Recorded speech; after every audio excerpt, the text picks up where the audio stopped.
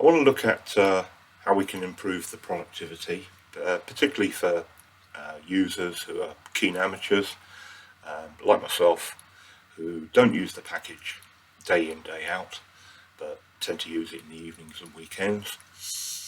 There are certain shortcuts that are worth learning that will speed you up when you're editing your photos.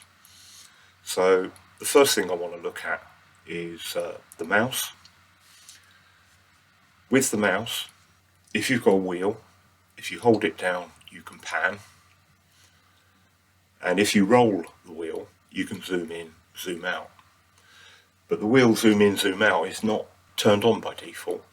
So if you go into Edit, Preferences, and go to Tools, you'll see this option here, Use Mouse Wheel to Zoom. If you tick that, that will enable that option.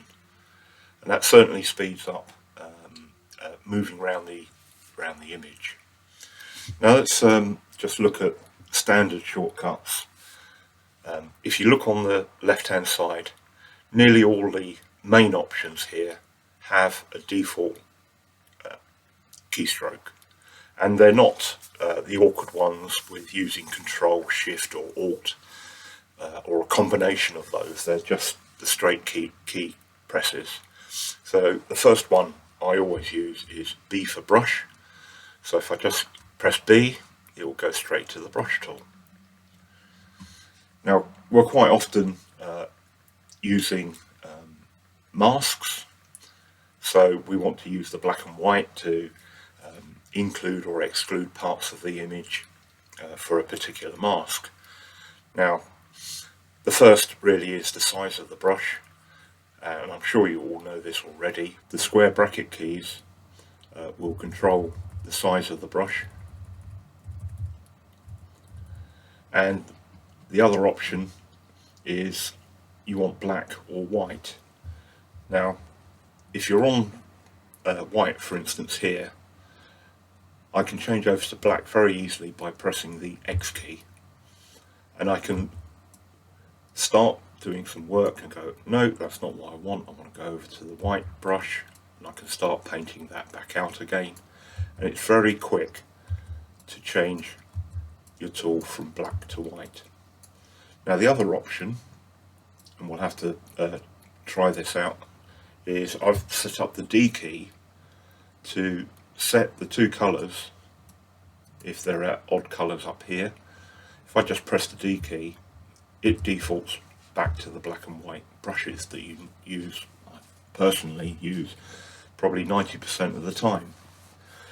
Now that's not default, certainly not default on the Windows version. So again, if you go to Edit, Preferences, go into Keyboard Shortcuts. Now you can see here the shortcuts that are already set up. Down to the bottom here, Miscellaneous, and just scroll down a little bit. You've got this option here, Set Fill to Black and White. Out of the box, this has no setting. I've set it up to D just for default. That's what I wanted to use in my head, but obviously you can use any key you like, or any free key. Just make sure that you're not accidentally picking a key that's already in use. If you do, I've just pressed X here, I get a little warning saying no, that's already being used, and you can see down here that it's already in use. So let's go back and I'll reset that to D. So I'll close that. So now wherever I am with my two default colours, I just simply press the D and it will go back to standard, and then X to swap. The other keys I tend to use on a fairly regular basis is C for the crop tool. There we go. And V for the, let me just cancel that, V for the move tool. So I can quickly move a selection. And finally, the The one key I tend to use quite a lot is when I create an adjustment layer, say for brightness. If I just bring that down, quite often if I want to invert that layer straight away and have it all black and then just paint in the white bits, and for that it's Control I. That's the only one quick key that I tend to use which uses Control, apart from maybe copy and paste, Control C, Control V.